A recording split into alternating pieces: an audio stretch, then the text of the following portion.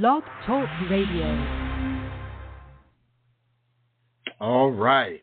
Here we are once again, giving all praises to our Elohim, the Most High, the Elohim of Abraham, Isaac, and Jacob. All praises to our Holy Mother, the Holy Spirit, the Holy Ruach HaKodesh, and Yahweh Shai, who is our brother, who we walk after, who we know. All praises. All praises to our Elohim. All praises. Big up to our nation. All praises. And so be it. So, tonight we're talking about a couple things, several, maybe 3 or 4 things, but it's been an interesting week. We have Sister Naja that's going to come on in a second, and we're gonna talk, have some conversation about things. She wanted to come on and have a voice. Ultimately, that is up to the Father, and the Father says yes, and here we are. And I'm tired of saying and don't want to say but I said it. Reality now is that the heathens' duplicity is why they are going to be judged. Their duplicity. And their duplicity, hold on one second. Naja, you there? Sister Naja, you there? Can you hear me? Yeah, I'm here. Good evening, brother. All right. So, as I said, the title of this lesson is "The Heathen's Duplicity is Why Their Judgment Will Be So Harsh." Okay? And before we get into it, I'm going to, because people said duplicity. What's duplicity? Duplicity, deceitfulness, double dealing. Okay? Deception by pretending to feel and act one way while feeling and acting another. Okay? His mouth said one thing, his feet said another. So the duplicity of the heathen is why their judgment will be so harsh. And I can take the will and I can say why their judgment is so harsh. Okay? So you and I were speaking earlier this week, and we were talking about, we'll start off with the 6 degrees of separation, because this is key.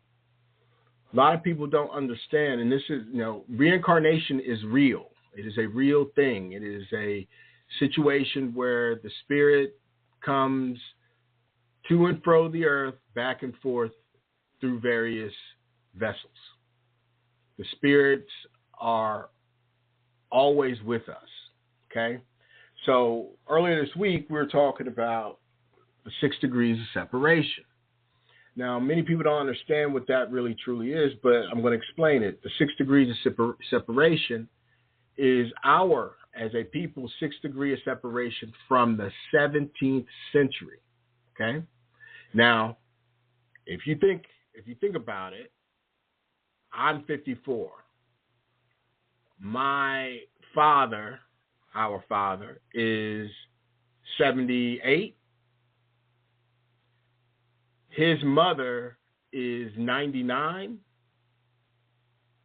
Our great grand aunt is Aunt May? Was she 100? Are you there? Yeah, I'm here. Well, Aunt May, when Aunt May passed, when she was 100. She was 103. Okay, so 103, and that's not even our great grandmother. So that's my dad. That's dad, grandma, Aunt May, which really we'll take Aunt May out of it. We'll say dad, grandma, great-grandma, that's 3. So great-grandma was in the 1800s.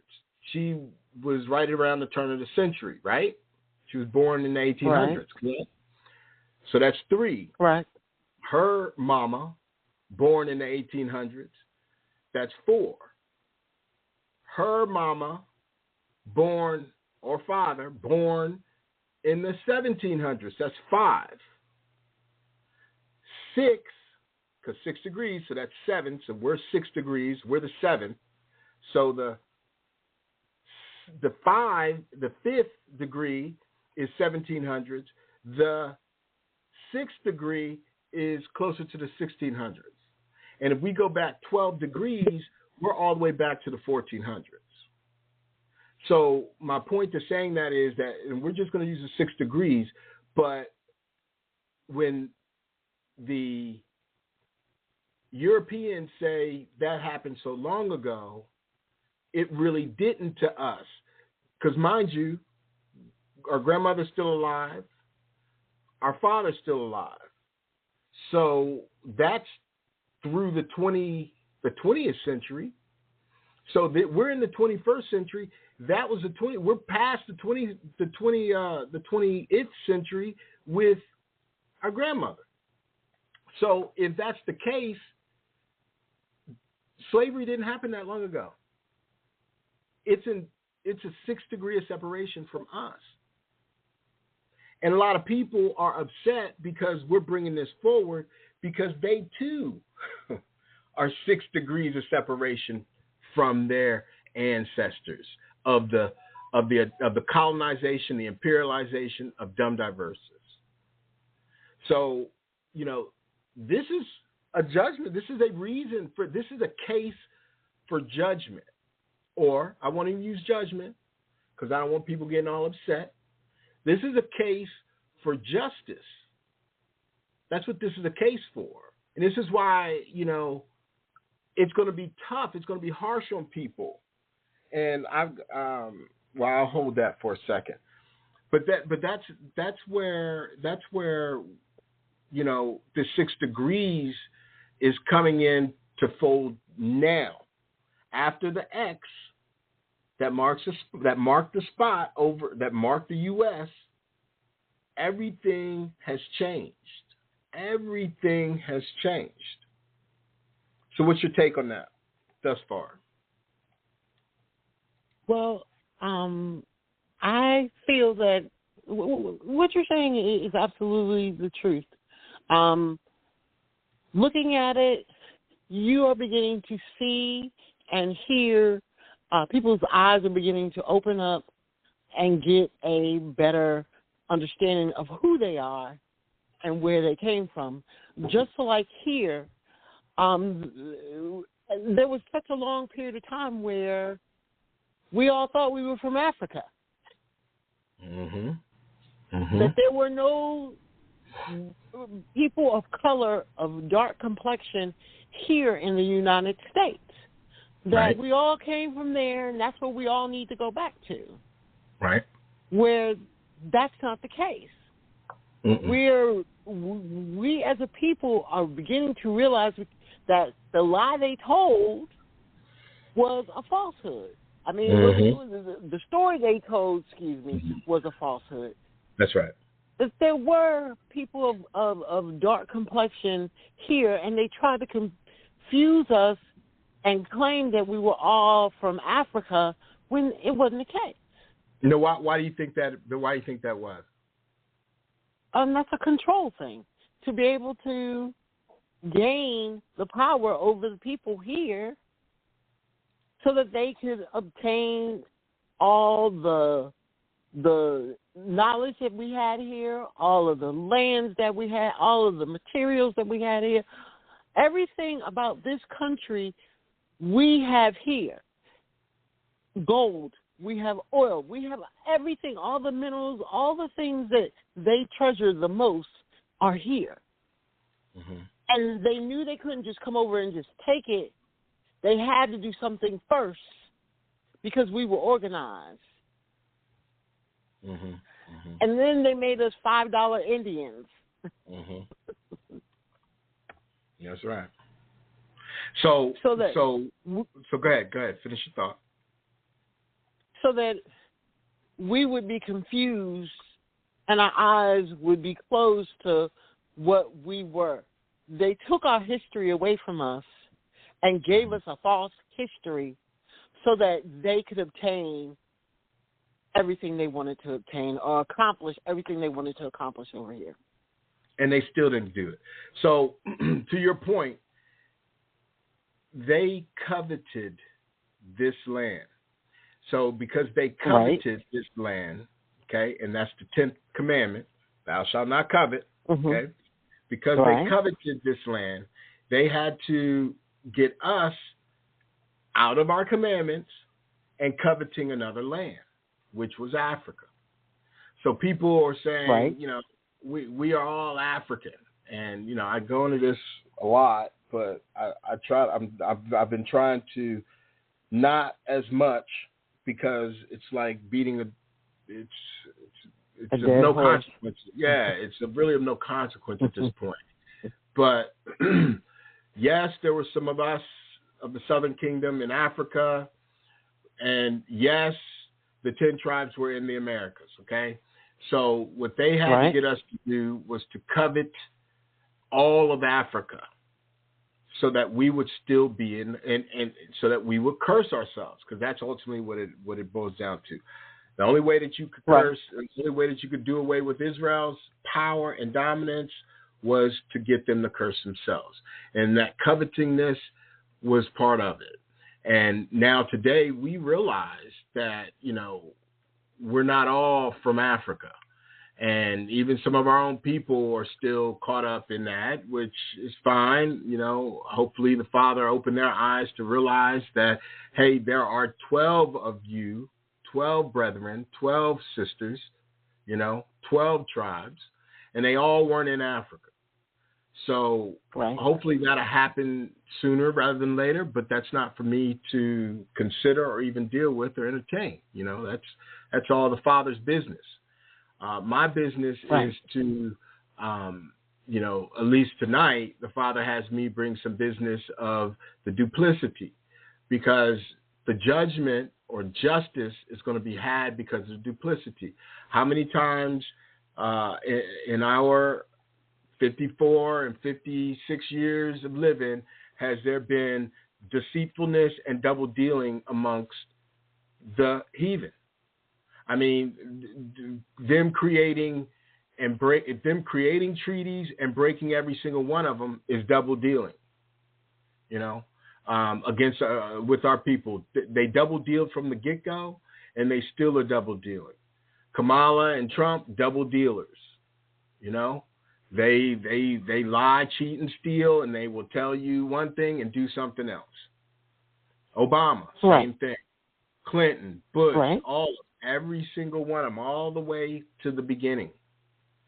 So this duplicity is why they're going to be judged. And we're seeing it today. And it's a beautiful thing. And when I say that, I mean that from my heart. It is a beautiful thing to watch the judgment occur, to gain justice. Because for so long, we've sat around and dealt with each other, justice amongst ourselves. Oh, well, I'm glad he got what he deserved. But that's our family. Now we get to see the root cause gaining or getting justice or getting judgment, and we getting justice. And that's a beautiful thing. It's a beautiful thing to uphold as long as we maintain our disposition in this walk, studying,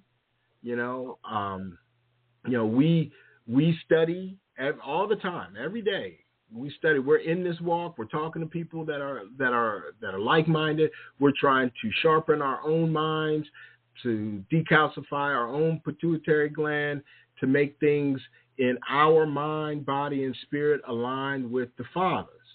And we get people coming out of the blue constantly trying to tell us, you're not studied, you don't know what you're talking about, you're making stuff up, you're this and you're that. And to me, what that's doing is trying to create a double-mindedness in us They're bringing deceitful. They're bringing duplicity. Every step we are battling duplicit people daily. And it's like, that's why the Father had us wake up for so long ago, 10 years ago for some, 20 for others, even longer for others, but had us wake up to be able to sharpen ourselves. So at this time, we're able to recognize the enemy against us so that we don't fall victim for duplicity anymore. And that's huge because this country, the system, the Babylonian system that this country eats off of is purely duplicity. It's purely that.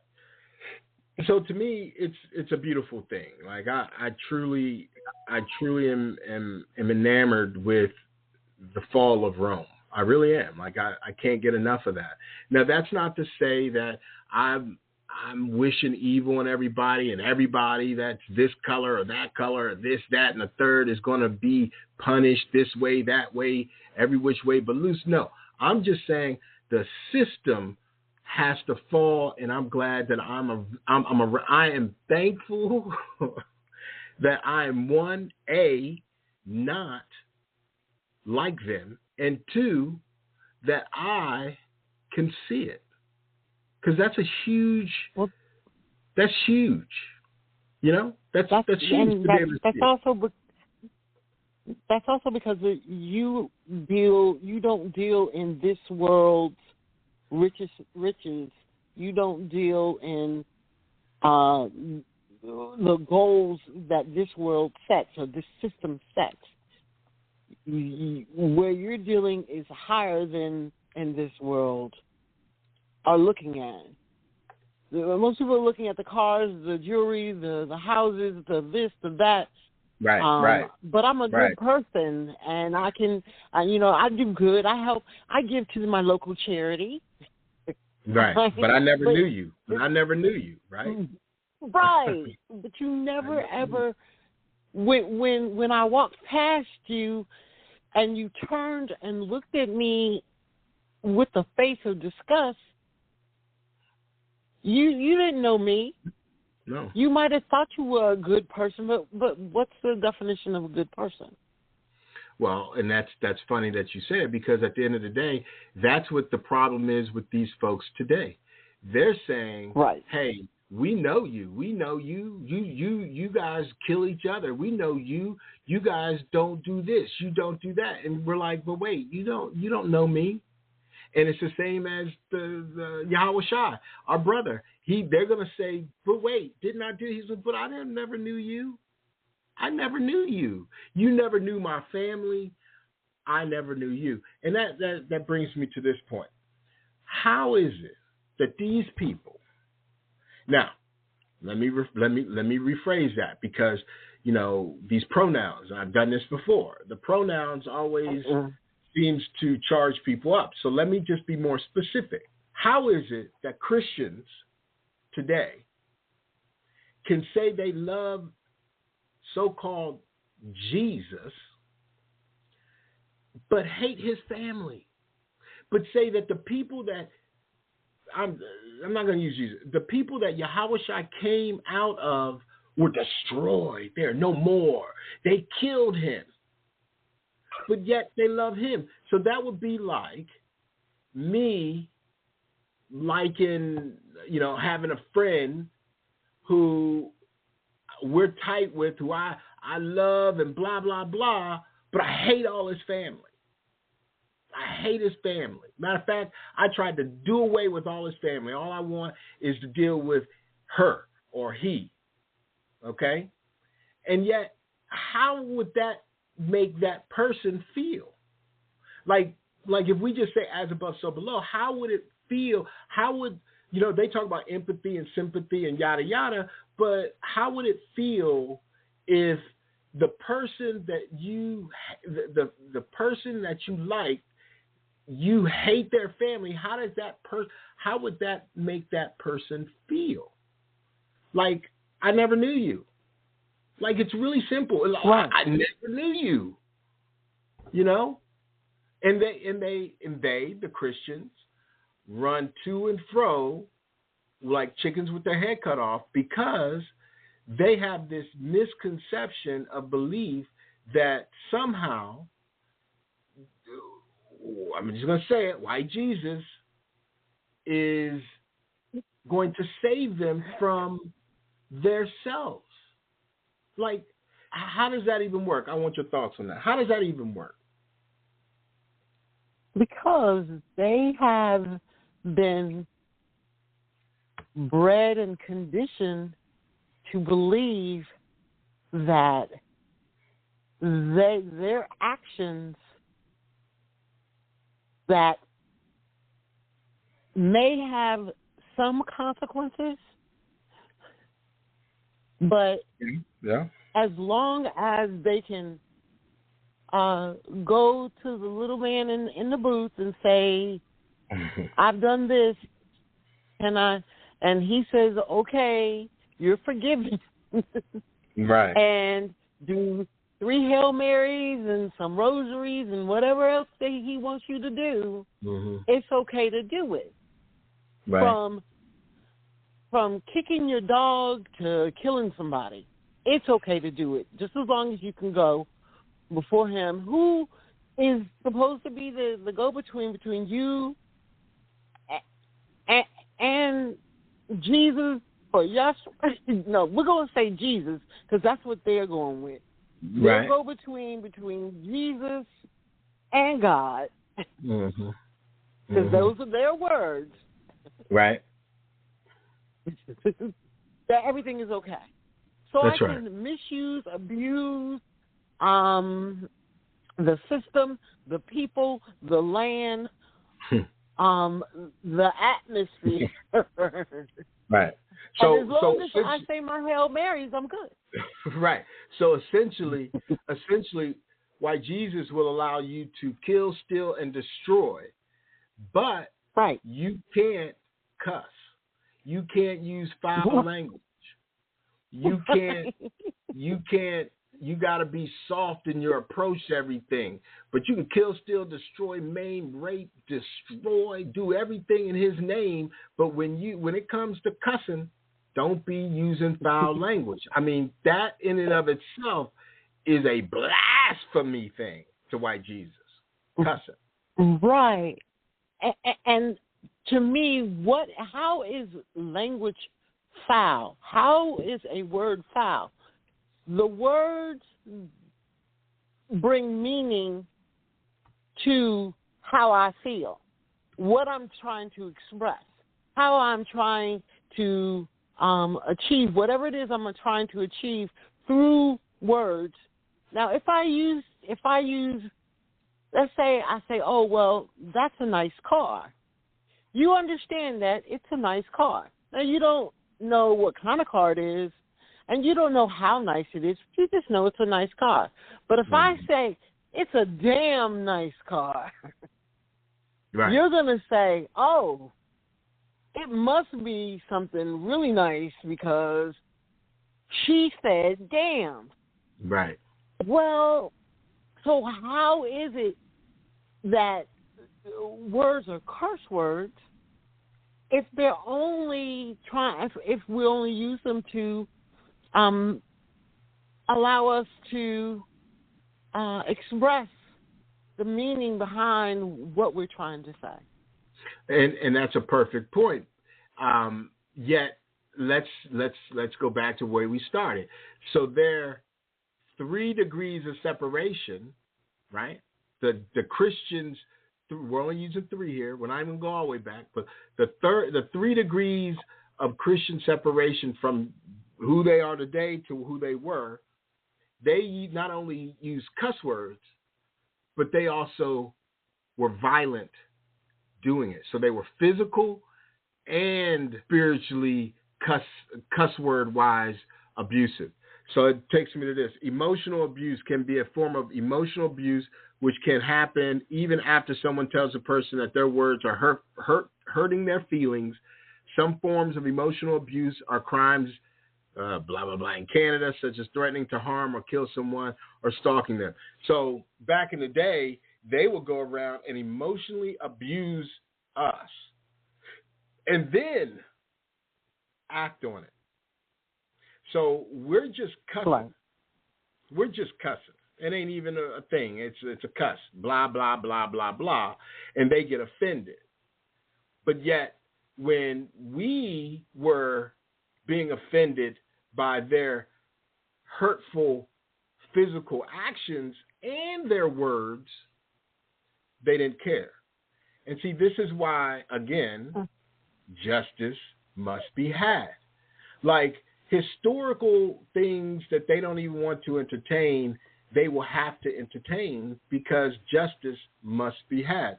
Now, that said, I'm going to read this real quick because this is what they really feeling right now. This is I just want to say one thing. Yep, go ahead. I just want to say one thing. Back to the scenario of Jesus, white Jesus. I just want to put out there and make sure everybody understands that we all know, and they have even gone as far as to show you that Jesus wasn't white. If you read your Bible, you should understand that Jesus wasn't white. That it was a man. He was a man, and again, I say a man that had woolly hair, copper feet, and that's somebody of color, somebody that has some type of melatonin in their skin. That's right. With that said, you know that his mama was not white. Right. In most of the Hispanic countries and all of that, you know, they have the Black Madonna, and that's the true Madonna, the true mother of Jesus. Well, all of that, to be honest with you, to be honest with you, though, that's all idolatry as well, because once you start making idols of these things. So the reality is that Yahweh Shai was what they call a Negro, who was a Hebrew. His mama was a Hebrew. Right. His daddy was a Hebrew. Right. They were all Negro people. They were all Seth, from Seth's line, his lineage. Okay? Seth. And people and so on that what you were just saying, let's take it a step further. We had this conversation earlier. Let's take it a step further. Mm-hmm. So, okay, we'll give white Jesus to them. They are the white Egyptians, they are the white Mayans, they're the white Babylonians, they're the white Pauls, they're the white Pharaohs, they're the white Jesuses, they're the white Greeks, they're the white Africans, they're the white Indians. Everything on the planet is white, and they are it. So, that being the case, then who is judgment coming for? Is it coming for we Negroes who have had no rulership, have had nothing to do with any of the decisions made? Is it us that judgment's coming for? Or is it coming for the people who, because they say, oh, well, the Jews killed Jesus. Well, okay, you say the Jewish people are white. So then that means that the white people are going to be judged. Is that not true? Would that not be a fair statement? I mean, they don't even... That would be a fair statement. This is why when we reason a matter out and just reason it out with logic, patience, and common sense, they got problems. They got problems, not us, not those that are reasoning a matter out. See, and this is what they did to us. They took reason away from us. We had no reason anymore, no reason to be. We were no beings. Remember, we were 3/5. They coined us as 3/5. So if you are unlucky enough via the curses, Deuteronomy 28, to be coined 3/5 of a human being, well, then you definitely have no reason. You can't reason your matter. You can't reason a matter out. You can't have a conversation. They weren't even listening to us, so they took our reason away. Now, the Holy Spirit has brought reasoning back to us. And now when they stick on, and this is what happened here recently with Kamala, Kamala said, I'm a black woman now. And most people reasoned that out and was like, whoa, that's not what you said earlier. See, back even with Obama got no Negro, no Seth lineage in him. He is not a descendant of any chattel slavery. He is a Kenyan and a Ashkenaz, okay? So we saw the color, didn't reason it out, was like, yes, we got somebody that looks like us. Now and we fell for that. Now they try to do the same thing with Kamala, and Kamala is now saying, yes, I'm black today, and everybody reasoned that out and was like, no, that's not going to play with us anymore today. It's not, because you are not us. And then everybody gets mad. The women get mad, and the boulets get mad. And now we're sitting back as a people, the remnant within the remnant are sitting back watching the boule fight each other. We're watching the Edomite fight each other. We're watching the Jewish fight each other. The Ashkenaz fight each other. We're watching the Indo fight each other. Indo and Pakistan, watching them fight each other. We're watching everyone fight each other. And they're steadily trying to grab us and bring us into their madness. And the remnant within the remnant are saying, no, we're not party to any of that and any of you. We are separate. And then they stop for a second, try to attack us, find that that's tough. That doesn't get them anywhere, and they go back to fighting each other. Just like the duality of the duplicity, this duplicity. They can deceive themselves, but not us, not the enlightened, not the awakened anymore. And that's what you're starting to see all over the place, all over this world. Those that are enlightened are like, we don't care about any of that. We don't impose I have my own free agency. I have my own free will. Don't impose that upon me. This is a spiritual warfare that we're in. And within a spiritual warfare, we don't have to get physical with anyone. That's why us cussing, that's why us using cuss words hurts people so much, because it's a spiritual warfare that we're in. And the people are not, a lot of these Christianized European black-faced, white-minded people are not able to navigate the truth of the matter, because they're not using reason, they're not using spiritual righteous reasoning. And that's just what I keep seeing. Like, even at work, it's funny, like, I'm there a year today. I was at my place of business a year now. Last year I started this day. And I'm there now, and things are not easy still, because it's a lot to do and take in. But as long as I reason things out, everyone accepts me as someone intelligent, which I am. But they accept, they're like, okay, well, because people in different areas, in different avenues of business, try to grade, especially our people, in intelligence. So for me, I'm just reasoning a matter out based on my day-to-day work, trying to put my reasoning in my mind to emails and conversations.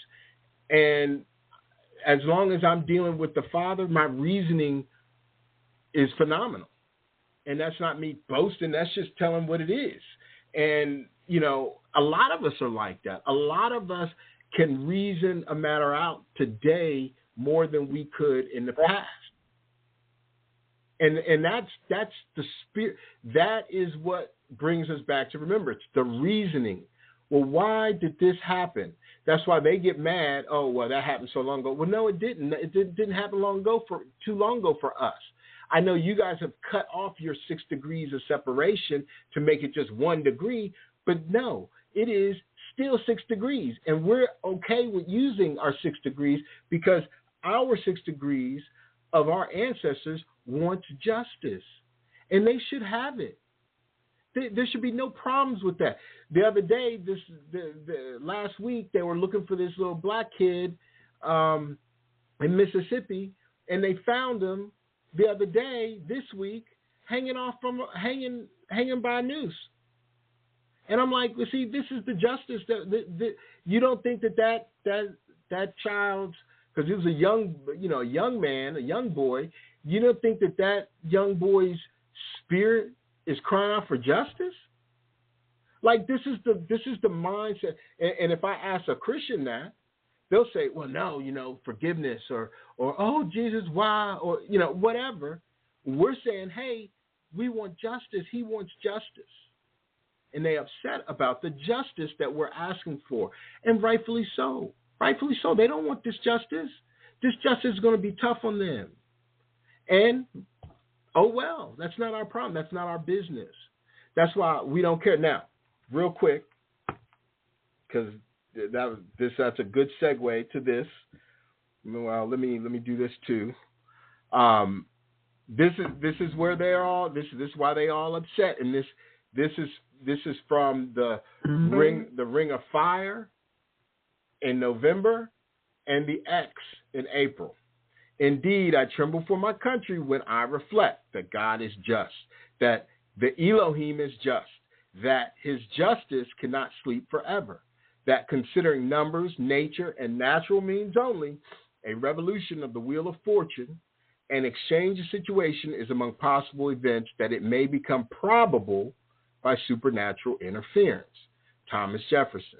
So I put that on a post on the Book of Faces a couple weeks ago on these Edomites posts, and they were like, well, what is that? Who said that? I said, Thomas Jefferson. They were like, oh, scoff, mock, Thomas Jefferson. And I laughed at them. I said, laugh out loud. We'll see soon, because they don't want to acknowledge these things. Now, that said, this fella's acknowledging it. Watch this. And I'm going to shout out to Brother Slick. Brother Slick, who sent this to me, who then I was able to pass along to the nation via Brother Judah, okay? What is this? All right, let's see if I can.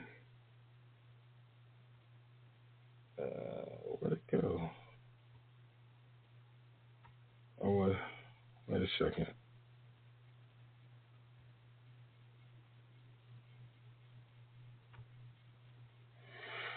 Let me just see this. Let me do it this way. Okay. Well. So, Brother, while you're working on that, they took it down. That's so interesting.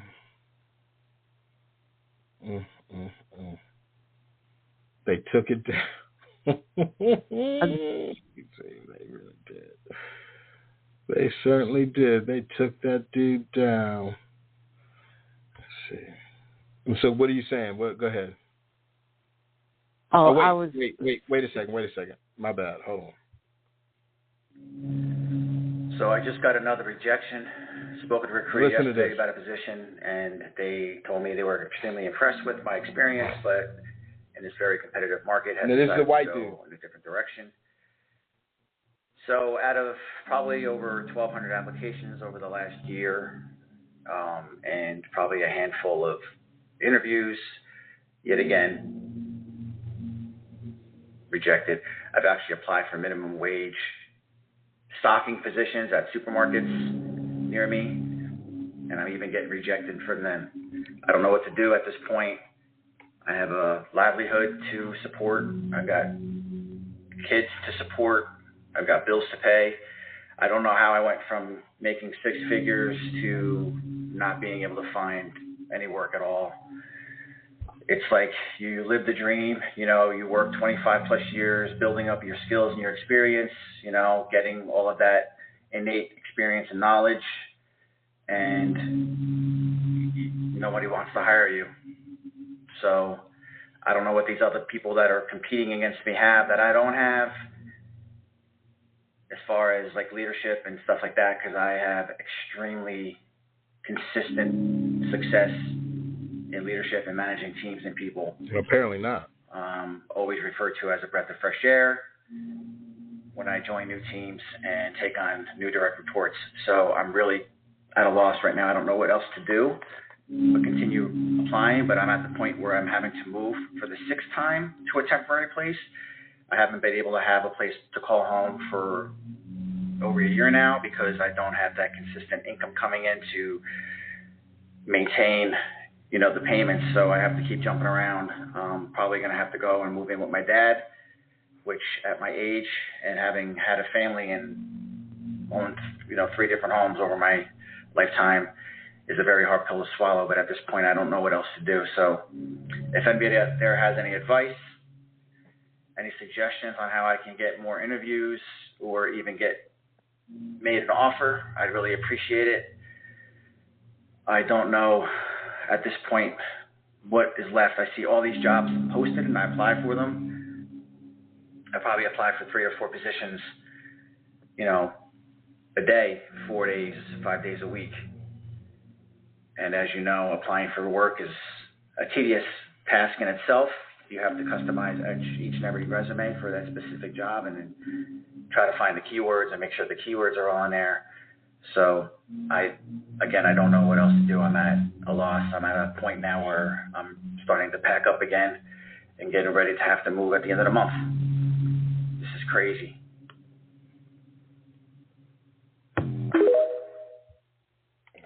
Yeah, that is crazy. I got a couple things to say first. It's sad that this has occurred to you, fella. But my 2 cents would be, hey, you might need to pull yourself up by your bootstraps. You may need to, dig deep, figure something out. Go live at home. But you're gonna have to keep doing what you're doing. The funny thing that I kept hearing him, the funny thing I heard him say was, I got to tailor my resume to each specific job. Well, who created that madness? They did. Everything that he has to deal with, his people created. We didn't create any of that stuff. We just were subjected to it on a continual. We're the ones that had to go out and get somebody to create our resume for us. 4 and 5 resumes for us because the ones that we create wasn't getting it done. We're the ones that had to go and figure out how to make ends meet because nobody was giving us a hand up. And so now, this is why we can honestly say, yeah, we're in our blessings. We're in our blessings now. And if you're not with us, then this is the situations that you guys will all be in. And honestly, it's the same situation we were in. That's why we were like, hey, if you can't beat them, we got to join them. We're not gaining, so we have to get with them in order to gain. They're just coming into this not realizing that, hey, we're gaining. We're gaining not only in the physical, but yet it's not even the material or the physical that we're looking to gain in. That's just a byproduct of the gains that we're making in the spiritual. And because we're making gains in the spiritual and doing so earnestly and righteously, everything else is falling in line. That's what cleaving to us will do. It will give you peace of mind. What they have done is set up a system against us, which now has flipped completely on its head, on their head. And they're trying to figure out how to get out of it.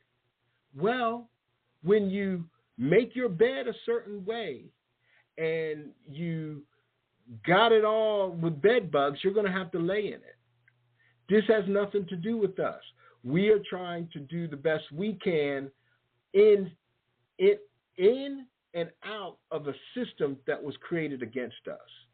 And this is just one case of a situation. And this is one of many. Don't get it twisted. Don't think that that's just one, that's a one-off. No, this is not a one-off. This stuff is happening all over the internet, all over the world. Just like when over in England, when they were having their riots. I don't know how many toothless Edomite English people I've seen gleaning all up on social media talking about this is my country and these people. And I'm like, look at yourself. This is not your country. And if it was, you're not even respecting yourself enough to respect the country that you're in, let alone the land. So all of this stuff is going to happen because of, let me get to it, because of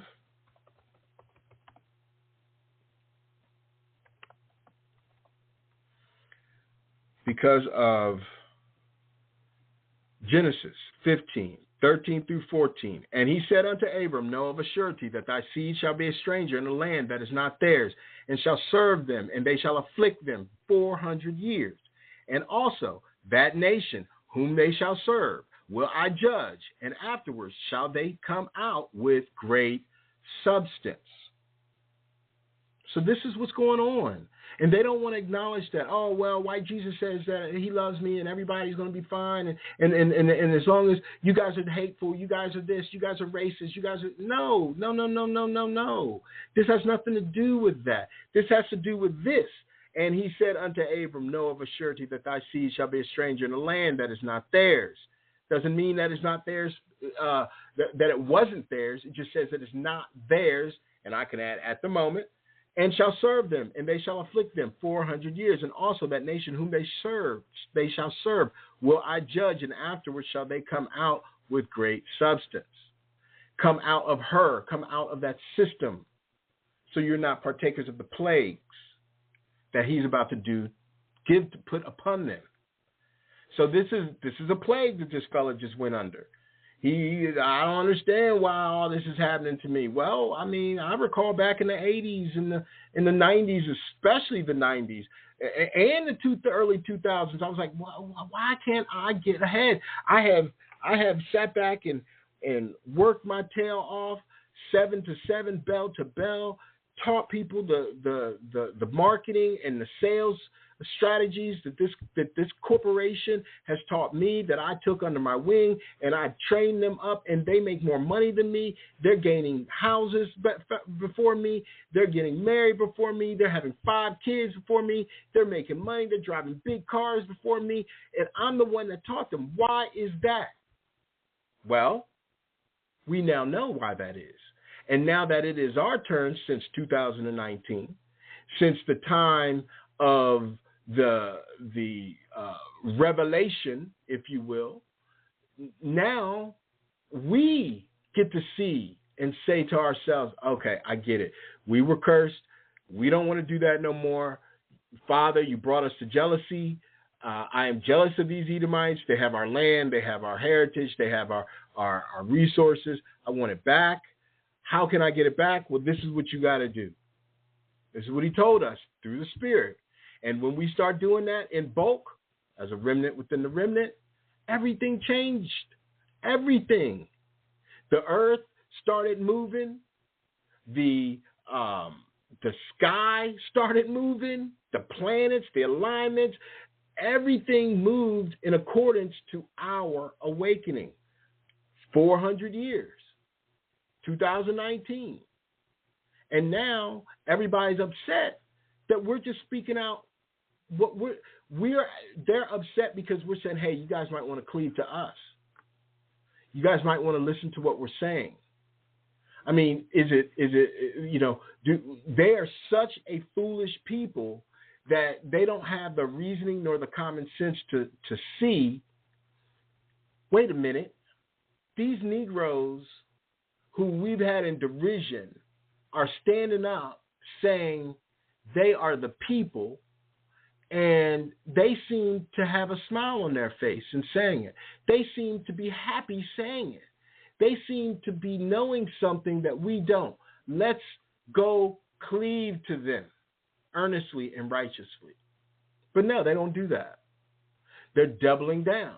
And because they're doubling down, they're going to double down just like it was written, give them double. And they don't want to acknowledge these things. And so, yet, instead of acknowledging and cleaving, what do? They get on the internet and they go to TikToks and Instagrams, mostly TikToks, and they complain and they cry and they whine and they wonder why. And then they got a look on their face when we break down our scriptures talking about justice. They want to say we making it up. And I'm like, well, what is it that we made up? Tell me what it is that we made up, that we may have a discussion and reason a matter out. But instead, they don't do that. And this isn't to harp and browbeat the Edomites because they're low-hanging fruit. But yet, if not us, then who? Who will tell the truth to the Edomites? Who will tell the truth to the Hebrews, if not the Hebrews?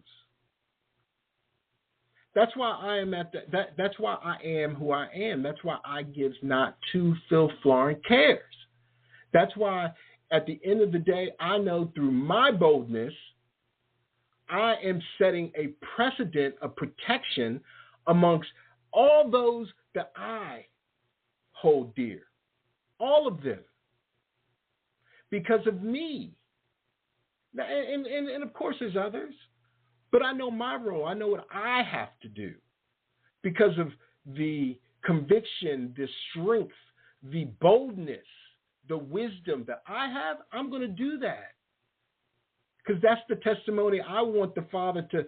I want to be able to sit in front of the Father and say, yes, Father, I held your truth in my hand and I tripled it by giving it to everybody that I could who would want it. And asking for protection and healing to everybody. Asking you to help even my foes. But that has nothing to do with me, whether you do or don't. But that's what I was set forth. That's my mission.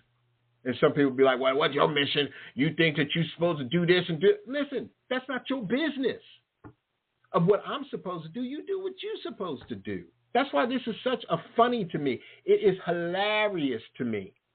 Because I'm going, why does people think that I should give a good care about what they think?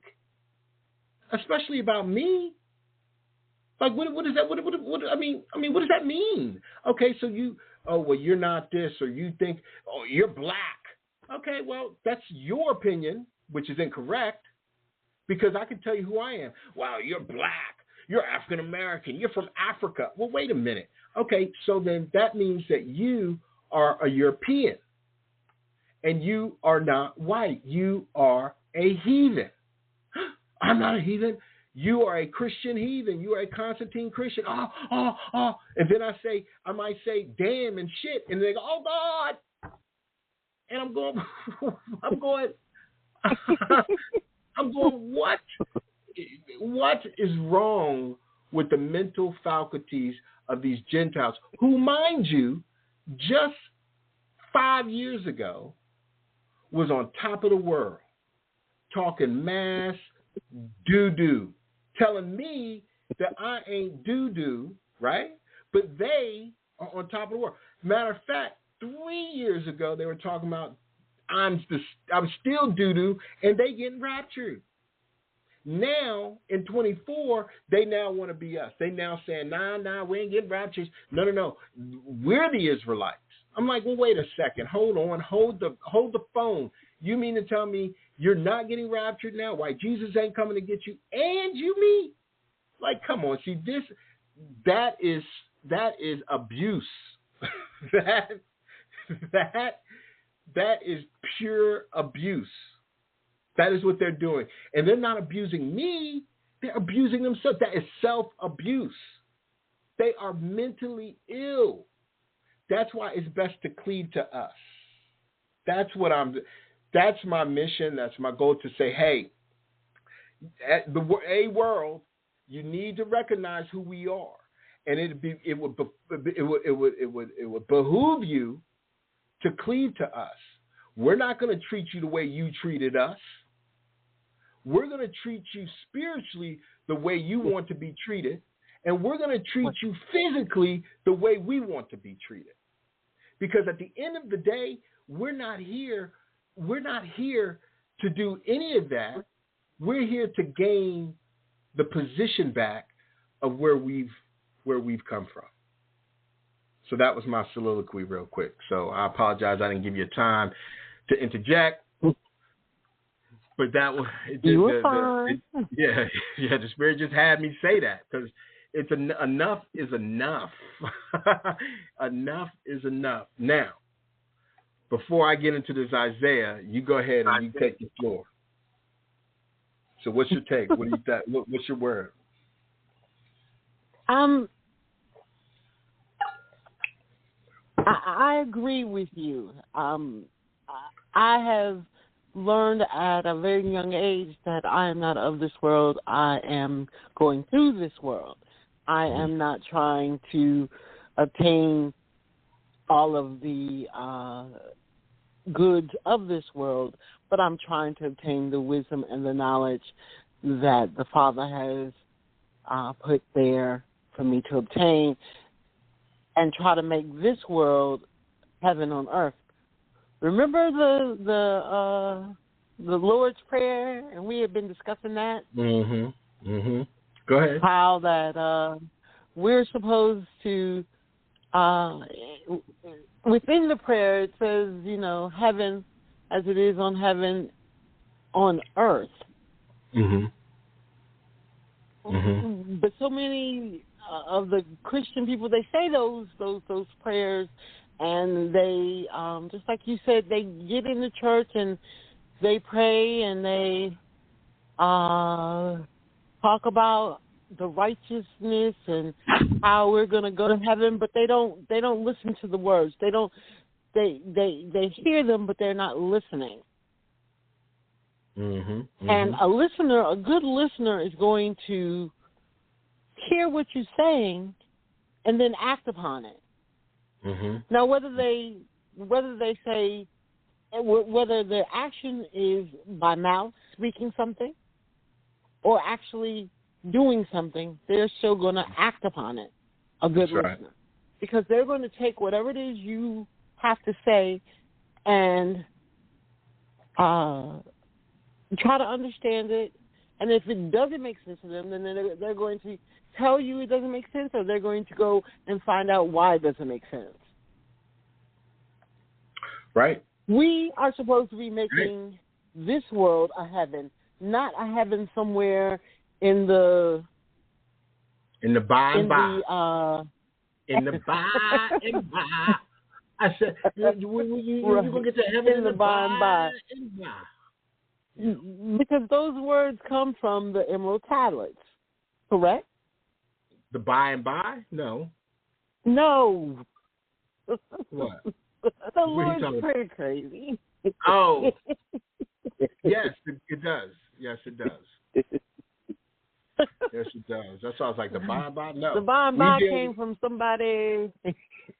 That came from somebody in the plantation. That that came from the plantation preacher. Right. Right.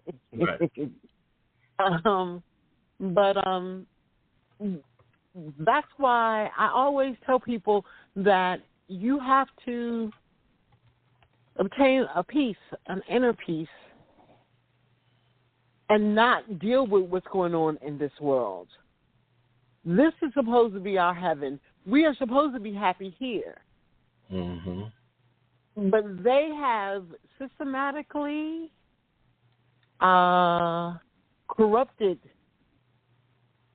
so many minds, and not even just the minds that they wanted to corrupt, but their own minds, that for them to be able to understand the current time and what's actually happening is too far-fetched for them. Well, go ahead, because you wanted something. Go ahead. Because if they are able to comprehend and really understand what's going on, then they also understand that what you said, they are the ones being judged. They are the ones that will be judged because they are the ones that put so much corruption into this world. And they feel that, it was okay to put it into this world and take whatever they wanted from this world. That now, at this time, it is inconceivable for them to believe that they are the ones that are going to be judged. Because for so long, they were told that they were not doing anything wrong. And that they were going to get raptured. That's what I'm saying. So now and they were going to get right, exactly. And now they're caught between a rock and a hard place because they're realizing they're being they all have self-reflected, and they didn't really like what they saw. That's what this 6 degrees of separation is about. Then after they self-reflected, they are convicting themselves. That's why we ain't got to lift a finger. We're not fighting these people. It wouldn't even be a fair fight in the first place. I know that they all talking about, I got my guns. Listen, you ain't going to be, you would take that gun and put it on yourself because you have no authority nor power anymore to come against the children, the real remnant of the Father. They have none. So their guns are not going to save them. Then they are going to sit back and try to self-correct.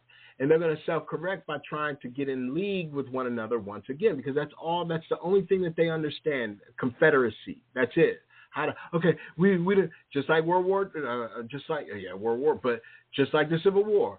After they done killed each other, they were like, listen, we need to figure out how to make this right amongst ourselves. And the North was like, nah, you guys got to pay a little more. We're going to let these black people go over you, and we're going to call it Reconstruction. And then they were like, okay, after so long, after a few years of letting these black folks run you off for a while, we're going to just leave, and we're going to let y'all do your thing. And they did. And then they made a pact, and that pact is Republican Democrat. That's where we are. Right. And so these silly Negroes who run around here acting like like their vote matters is going to be in for a rude awakening when they realize in this fourth quarter that none of that matters. None of that. And again, I don't even, Sister Pat said this too. I don't even understand people. Like, they're just dumb as I don't know what, when they don't realize that the popular vote means nothing. It's always been the Electoral College. So if you're not having the delegates of the Electoral College, it don't matter if you won the populist vote.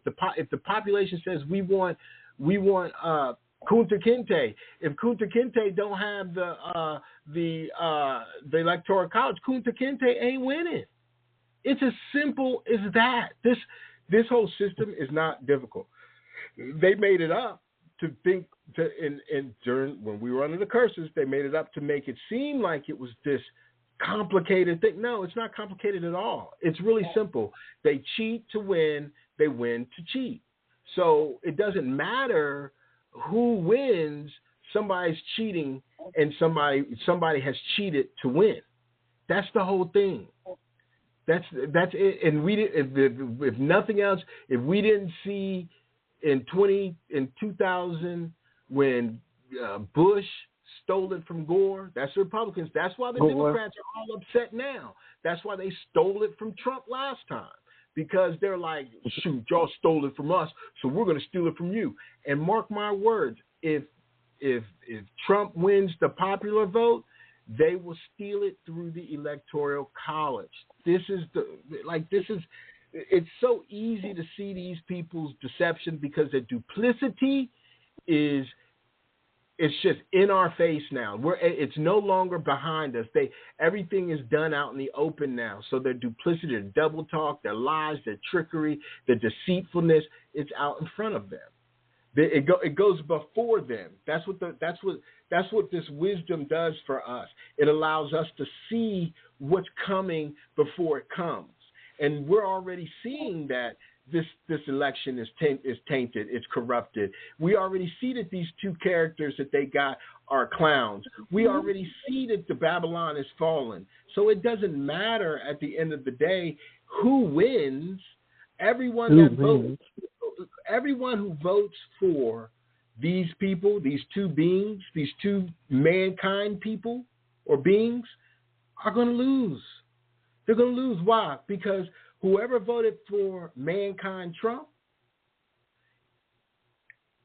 Kamala wins, mankind Trump people, they're going to be distraught. Mankind Kamala people, if Trump wins, mankind Kamala people will be distraught. Both parties, both sides are going to be in for an emotional roller coaster of massive lows and massive highs. And those that are going to be in the highs are not going to be able to cope with it as much as they think. And the ones in the lows are going to be so low and so angry that they're going to react negatively to the ones in the highs. And then those that didn't vote, that's got no pony in this show, are going to sit back and watch. And that's the remnant in the remnant. Because this is the darkest and deepest the heathen Gentile world has ever gotten to. And you can think, and if you think about their history, they've always been on the uptick. Even when Rome had fell, they just went to another place and created something else, until they could raise Rome up again. When they raised Rome up again, they were all in their heyday. Over top of us, keeping us suppressed, suppressing, oppressing, raping, stealing, and killing. And now they can't do any of that. Imagine a people who have reacted their entire existence in wretchedness and corruption, and today that corruption has no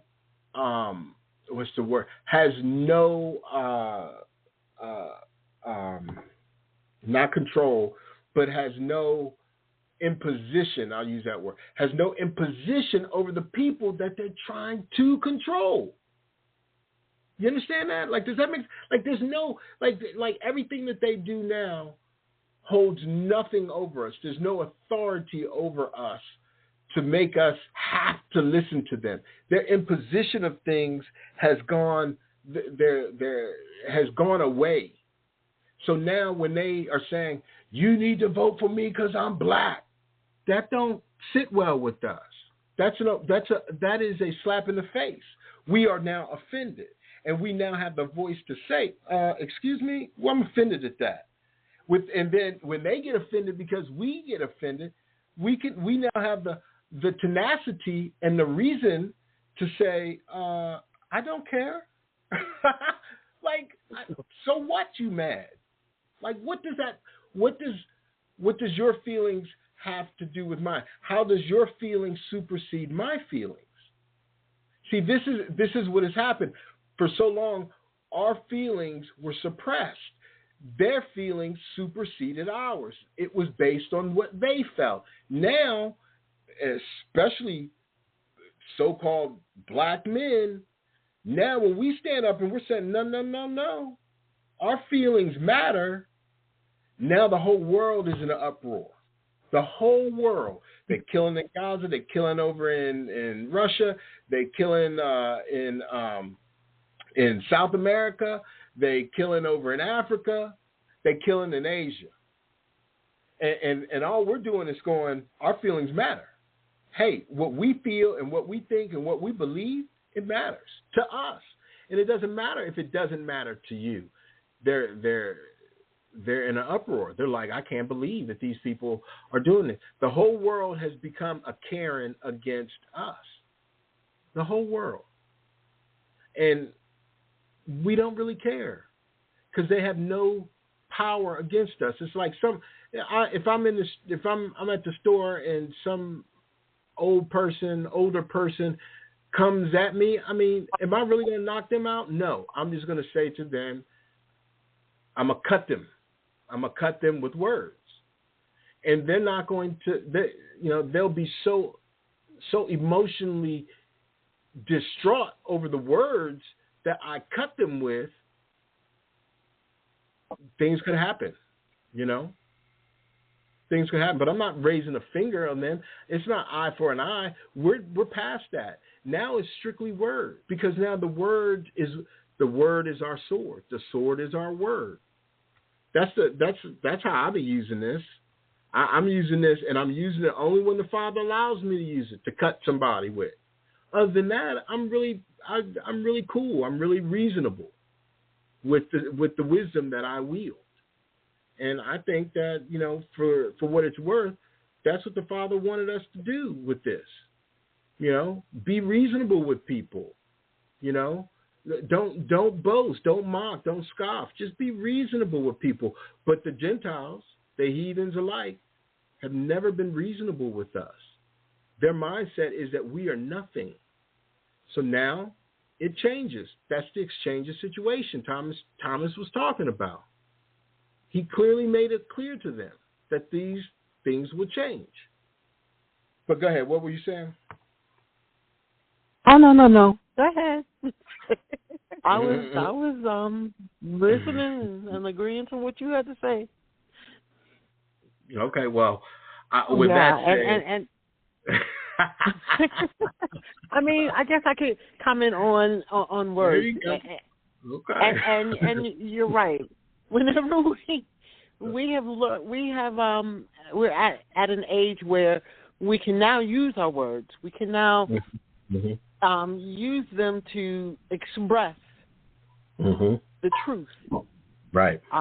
We don't have to agree to disagree. We can say this is the truth, whether you like it or not. I'm sorry if you don't like it. I don't know what to tell you, but this is the truth. Right. And we can use and by us understanding that we can use our words, we no longer have to wreak vengeance physically, like you said. Right. You can. We don't have to fill the jails anymore. That's right. With the vengeance, or we can use our words and not go to jail. Well, we can express ourselves and convict them. Correct. And there's nothing they can do about it. And it's funny because a lot of times we don't even have to say nothing and we self-convict them. That's the deal. Like our mere presence of standing up in great boldness convicts them. And that's why we have to walk in this spirit of truth with wisdom. And what does that mean? People go, well, what does that mean? Well, that means when in situations, whenever dealing with people, you always got to hear and let wisdom do your talking for you. That's the key. Let the Father do the talking, if you will. Don't be quick to speak or quick to counter. This isn't the 20th century where we have to protect ourselves. We no longer have to fight this war. We're in a spiritual war. We allow now our spirits, our guardian angels, our Urkadashis, fight it for us. And that's why I said this is a beautiful thing. And I don't know where I would be. I do know I probably wouldn't be here. I'd be hemmed up somewhere. But, I mean, I can't imagine where I would be if I wasn't in the truth right now. Like, I don't know. I would not like myself if I was, like right now, the love that I have for the Father, for our Elohim, for our nation, for my family, daughter, wife, friends and foes. Like I have great respect and love for the Father's creation. And because of that, I gain a lot of energy, and that energy comes out, and like, it comes out like I can do this all day long. Like literally, I could do it all day long. But the world doesn't, and that makes me wonder. Like even like before the Edomites, when we as a nation were together, what we did, like we sat back and pontificated and just discussed the beauty of the Father, the beauty of the creation, the beauty of life, the beauty of our Elohim all day. Like all day and probably all night. That's why when he said, hey, Edris, I want you to write these books. I want you to do it and do it without ceasing. I mean, it must just have been fascinating them just constantly writing these words. Like, that's amazing to me. Not sitting here having to work bell to bell, 9 to 5, 8 to 4, 7 to 3, 5 days, then 2 days off. No, see, that's not how I envision living. That's not life to me. That's some systematic matrix idolatry of the heathens, who said that that's the top down mentality, that pyramid mentality of I get paid and I'll give you all a little bit, but by the time it gets to the base, y'all all broke anyway. Hell with it. That's not living for me. And at my age, I'm looking to live. Like some people go, a lot of Gentiles, they're younger than me, looking older than me, and they're trying to, and they're like, oh, I'm ready to retire. No, I'm ready to live. That's what I'm ready to do. I'm ready to live in the kingdom to come. That's all I want. Like I don't want anything else. I don't care about anything else. I've lived long enough in this kingdom to realize that this thing is a hot ass mess, and I'm done. I want to live righteously. I want to live in a place where it's just beauty. It's splendor. It's comfortable. It's plenty. That's where I'm at. Where I don't have to look at whores all day shaking their ass, especially Edomite whores just running around shaking their ass and then mad because somebody say something to them, or even looking at BBLs in our community. I'm tired of that filth.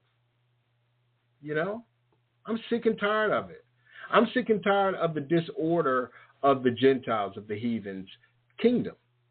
That's really what I'm tired of, the disorder. I need order. And order for me as a Hebrew Israelite is the father, the mother, the son, the husband, the wife, and the children. And I don't get any of that. I get all this disorder, dysfunction, and then when I'm trying to live orderly, I've got to constantly be on guard for these disorderly monkeys that's running around here. And it's ridiculous. It is utterly ridiculous, but that's my rant, and I can go on and on about that because that's just where I'm at.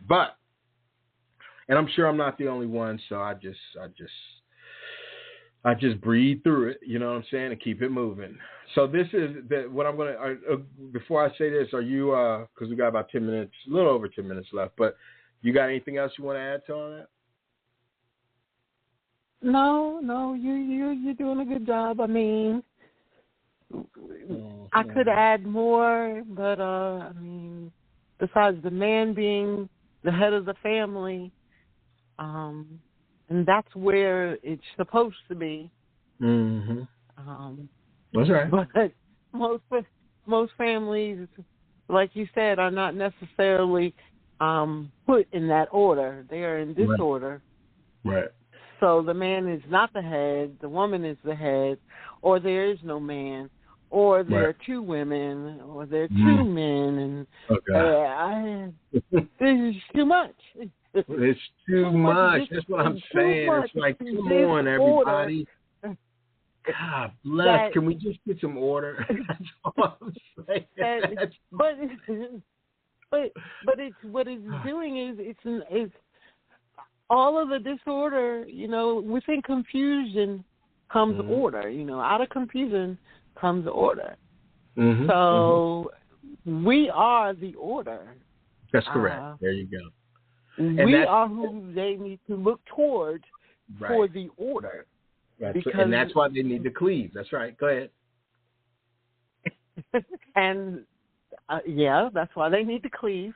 But and that's where they are fearful, because to look towards us for order, the people that you have made 3/4 of a person, and now to realize that, hey, they actually are the ones we should be looking towards to get a better understanding and to see the world the way it's supposed to be seen. Now I'm fearful, because now what are you going to do to us since we did the things to you? So to come to that conclusion is hard for them. To say those things, it's hard for them to actually be able to forget speaking it, to even think it. Some of them will never even come to that conclusion. And I don't mean, when I say those people, I don't mean just white people or Caucasians. I mean those people in power, those people that systematically manipulated anybody to do them harm and to make them do their will. Now, if you are black, white, Hispanic, Asian, African, Norwegian, Russian, it doesn't matter. I'm talking about y'all. You're right. So it is very interesting to sit back and watch them fall apart and not want to grasp, not want to grab the hand that can pull them up. I mean, they don't want to grab that hand because they fear what that hand may do. And the bad part is, we have never been that type of people. We've always been a people of peace, and wanting to obtain that peace. That's right. We've always had the passion and the compassion for people. Because if we hadn't, I saw this comic, and it was it said, this is when we should have built the wall. And you see the pilgrim coming over, and you see the natives. I'm going to say natives, and not Indians, but natives. We say indigenous. Standing there putting a wall up, building a wall to keep them out. That's right. That's right. It's they fear that they will be treated the same way or worse than the way they treated us. And rightfully so. All we're offering, and rightfully so. But and the sad part is, all we're offering is a hand up. All we're offering is a hand to bring you over so that you can get a better understanding and you can I don't know your about forgiveness to the right person. I don't know about you. I would say some of us may be offering a hand up, but many of us are not offering a hand up. Many of us are saying, hey, you have to do this on your own. Because just like we had to do this on our own, you got to do this on our own. Now, when you come, we may be invited. We may have a handout when you come humbly to us, but we don't care enough to do all that. That's what I'm saying. We are extending the hand. And the hand is something that will assist you in understanding. Now, don't ever get it twisted that you who, whatever you've done, your people have done, you're not going to be accountable for. Right. What do we always say? You have to pay to play. Mm-hmm. And you've been playing for a long time. Free. And hadn't put nothing down. Mm-hmm. You've been running on credit. And the critics, ain't no critics. They've been running on pure free. They've been getting by on free. Ain't no credits involved. No. They have been running on credit because their marker is going to come due. So what you're saying is right. So what you're saying is their marker is due. They got no more credit. They got no more credit. I got you. That's a fair statement. And they got no more credit because we're not extending them any more credit. The Father has not allowed us to extend them any more credit because when they had the credit and were lenders, they lended unrighteously. Now that position has come back to us, the credit, the ability to lend credit, extend credit to people is now back to us, and they first have to pay. They first have to pay, right? They got to pay what they owe before we can extend them any more credit. That makes sense. I concur 100%. I do. Now let's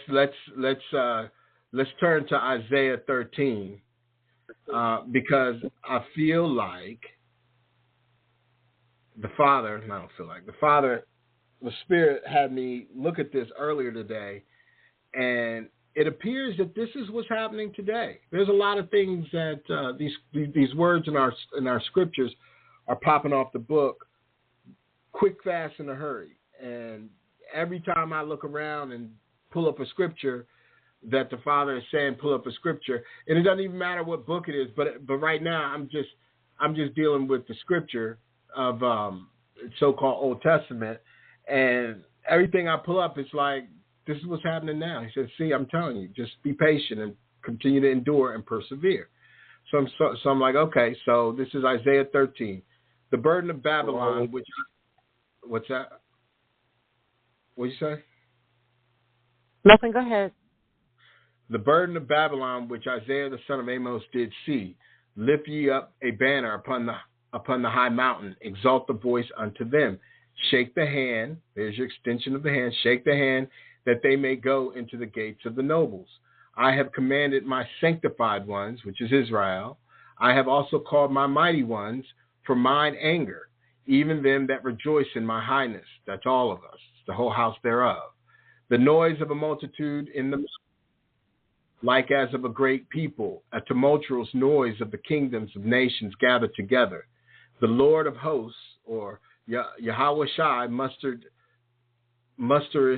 the host of the battle. So this is him gathering all these people, all the nations. They come from a far country, from the end of heaven, even Yahweh Shai, and the weapon of his indignation to destroy the whole land. This is them. This is them getting themselves prepared for war. Howl ye, for this day of Yahweh Shai is at hand. It shall come as a destruction from the Almighty. Therefore shall all hands be faint, and every man's heart shall melt, and they shall be afraid. Pangs and sorrows shall take hold of them. They shall be in pain as a woman that travaileth. They shall be amazed one at another. Their faces shall be as flames. Behold, the day of Yahweh Shai cometh, cruel both with wrath and fierce of anger, to lay the land desolate, and he shall destroy the sinners thereof out of it. This is him cleansing the land. For the stars of heaven and the constellations thereof shall not give their light. The sun shall be darkened in his going forth, and the moon shall not cause her light to shine. All these things have occurred already through the eclipses that has gone forth, and all these different moons. And I will punish the world for their evil, and the wicked for their iniquity, and I will cause the arrogancy of the proud to cease, and will lay low the haughtiness of the terrible. This is the nations being humbled. I will make a man more precious than fine gold, even a man that the golden wedge of Ophir. So that's us. He's going to make us more precious, our men more precious than gold. Okay? Therefore, I will shake the heavens, and the earth shall remove out of her place. These are earthquakes in the wrath of Yahushai of hosts, or rather the Elohim of hosts. And in the day of his fierce anger, and it shall be as the chased roe, and as a sheep that no man taketh up. They shall every man turn to his own people and flee every one into his own land. This is the purging, the pushing out, the removal of the northern kingdom. Every one that is found shall be thrust through, and every one that is joined unto them shall fall by the sword. So those that cleave, the black face and white mind people, these Boulés, all these Indos and these Indians and these natives and these all these people who run around here cleaving to the empire of Esau will fall by the sword. Their children also shall be dashed to pieces. Oh, why are they talking about the children? Well, y'all been killing our children forever. You don't forget, lest we forget.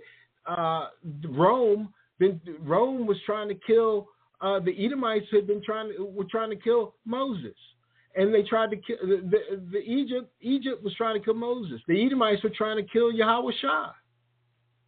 So they've been killing our kids forever. So now don't get all in your emotions when these things happen now. Their children also shall be dashed to pieces before their eyes. Their houses shall be spoiled and their wives ravished.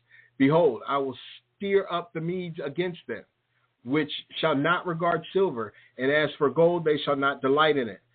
These other nations, these Medes, the Persians, aka the Iranians, and they probably ain't even the full Persians, but the ones that's going to come against the Edomites are going to do so willingly and happily. They ain't going to look for no money. They don't want no purse out of it. They just want to eradicate them from off the earth because they are the cancer to the Father's creation. Somehow, some way, the Father will push mankind off his creation, because that is a kind of person. That is the pre-Diluvian period's creation that made it over the flood. They got to go. It's simple. Their bows also shall dash the young men to pieces, and they shall have no pity on the fruit of the womb. Their eyes shall not spare the children. Right? I mean, you got to get rid of them. And Babylon, the glory of kings, the beauty of the Chaldees, which is Rome, excellency shall be as when God overthrew Sodom and Gomorrah. It shall never be inhabited, neither shall it be dwelt in from generation to generation. Neither shall the Arabian pitch tent there, Neither shall the shepherds make their fold there. But wild beasts and the desert shall lie there, and their houses shall be full of doleful creatures, and owls shall dwell there, and satyrs shall dance there, and the wild beasts of the islands shall cry in their desolate houses, and dragons in their pleasant places, and her time is near to come. So this isn't quite happened yet, and her time is near to come, and her days shall not be prolonged. Okay, so now let's take a step back. He's talking about taking these people off his land and taking these people off his land away from his people. So where are these people going to go? They're going to go back to the three parts. Europe has to pay. Everybody want to talk about America. Oh, America's going to pay. It's going to burn. No, sir. It's going to be Europe. Where's all the blood? Yes, there's blood over here, but nothing like in Europe. If you do a quick study of their history, you shall see that they came into existence murdering each other from the get-go. That's how they even became Rome. They start murdering, and then as they murdered all these people, these kings and the courts of these people who own these lands, they would take the serfs or the peasants and make them into one. That's how Rome became Rome. That's their history. Shedding blood. They did it then Alexander did it, then they did the Crusades. They've been killing, and blood has been spilled over there. The blood has been crying out to purge the land. So, of course, he's got to bring everybody who's the descendants of that 12 degree of separation back over there to pay for their crimes. And I know that nobody wants to, I know that especially the Edomites don't want to hear that. I know that some brothers and sisters don't want to hear this. But the reality is that you cannot call the Father, the Creator, unjust. Justice must come. Matter of fact, justice is here, and it will be here. So, whether he does that with water, fire, air, or however, that's not our concern nor our business. But what we need to do is ensure that when it is time for all this to go forth and go on, because remember, everyone that cleaves to them will fall by the sword. So, we just need to make sure that we are not cleaving to anything they do. And that's why I'm a big proponent against voting, because that's cleaving to them. That's being part of their system. That's this whole thing's been about, a vote. One man, one vote. No.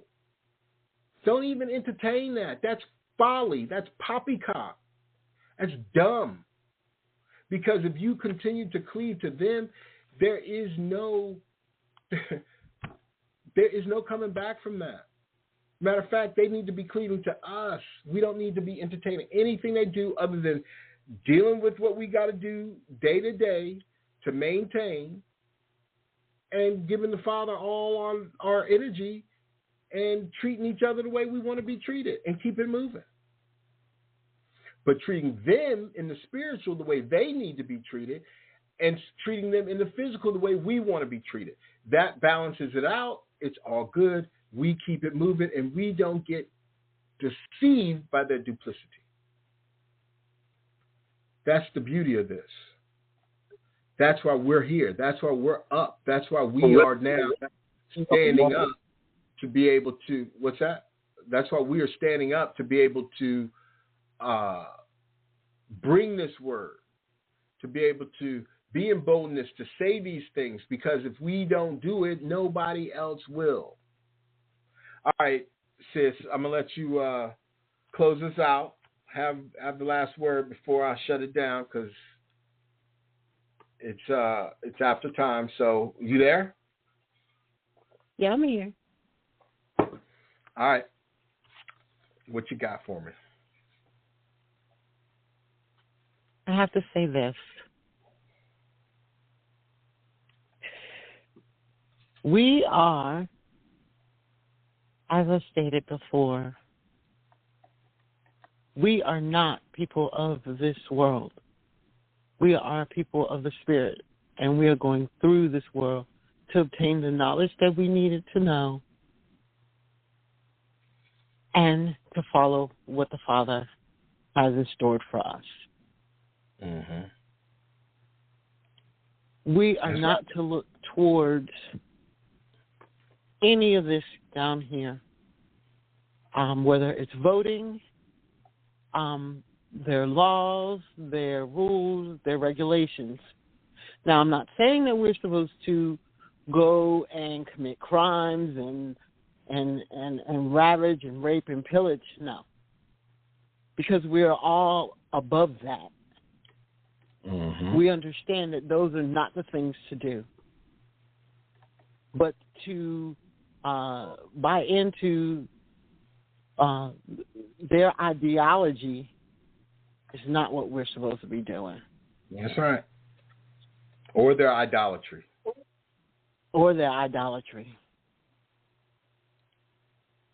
Mm-hmm. We are to seek not from anything that we see,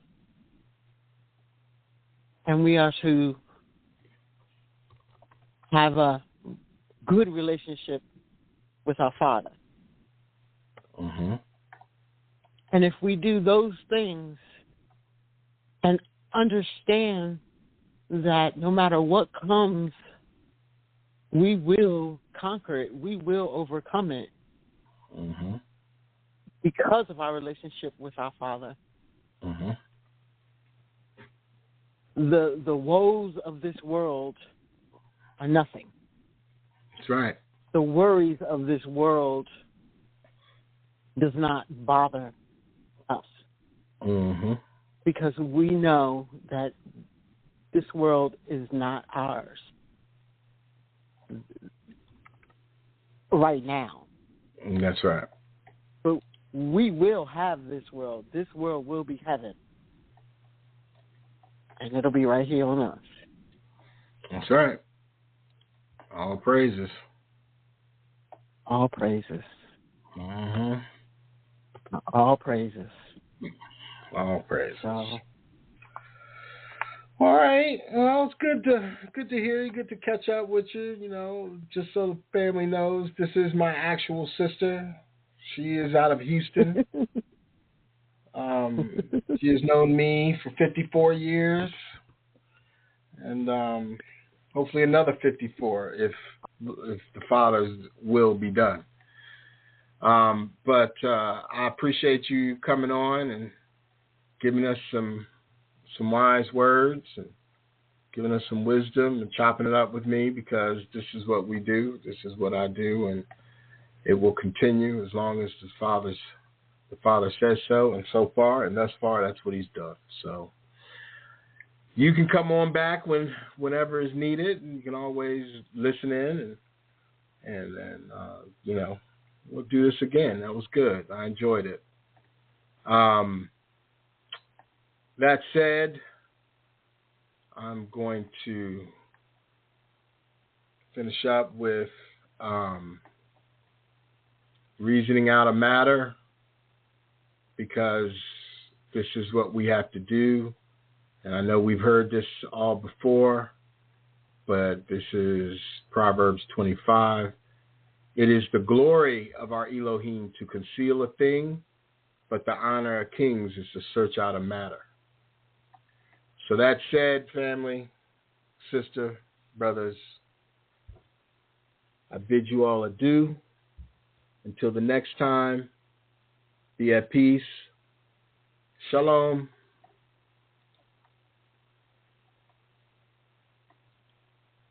Shalom.